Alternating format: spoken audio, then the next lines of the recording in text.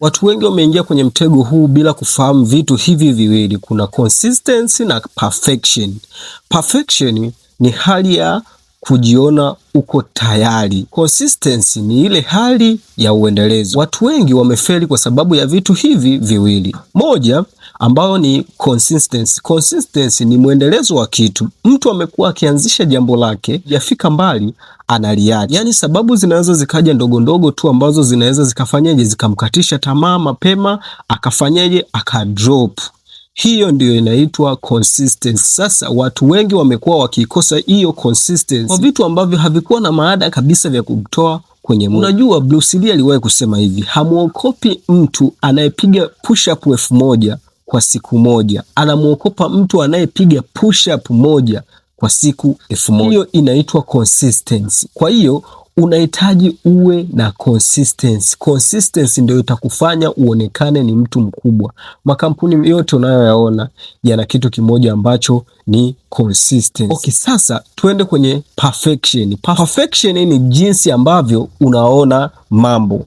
Kuna wakati unaweza ukafikiria kitu ambacho ninachokifanya mimi ni kidogo sana, hakina ubora wowote. Sasa hiyo ndio inaitwa perfection. Kwamba yani kitu ambacho wewe unakuwa unakifanya unaona hakina maana, ni kidogo, hakiko kama fulani, yani wewe unaishi kwa kumuona mtu fulani. Perfection ndio itakufanya wewe uimarike. Ukiingia Play Store kuna app nyingi, ukienda pale kwenye feedback utaanza kuona watu wakizungumza mapungufu ya app. Utasikia hii hapa ina collapse, hii hapa inafanyeje, hii hapa ina kitu gani. Sasa wewe kama ni mtu ambaye ni mmiliki wa ile app, maana yake ile ni fursa kwako, inakufanya ufanyeje, uchukue zile feedback ambazo umeziona pale ndio zikaende kutatua yale matatizo.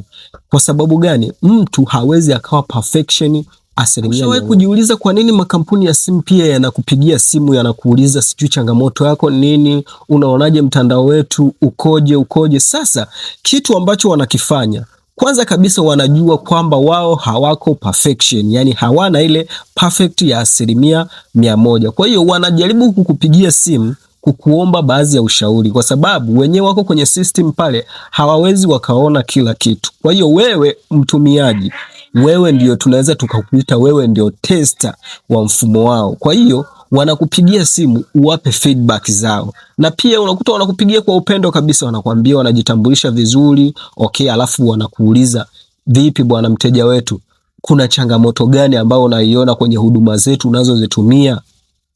Sasa pale wanachokitafuta ni nini? Wenyewe wanachokitafuta, mapungufu walionayo ni yapi.